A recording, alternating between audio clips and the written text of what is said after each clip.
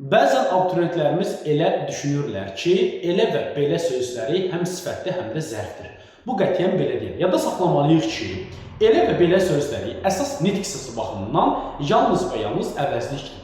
Sadəcə bir yerdə sifəti, bir yerdə zərfi əvəz edir. Baxın, elə uşaq bu ifadədə elə sözü ismə aid olduğu üçün əvəzlikdir, amma sifəti əvəz edir.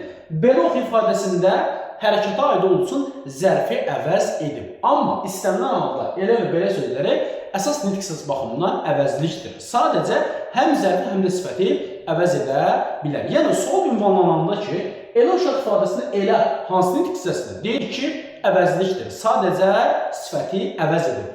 Belə ox ifadəsinə belə hansı nitq hissəsi əvəzlikdir? Sadəcə qeyd etdiyim kimi zərfi əvəz edib. İstənilən halda bu sözlər əsas nitq hissəsi baxımından əvəzlik götürəcəksən. Diqqətinizə görə təşəkkür edirəm.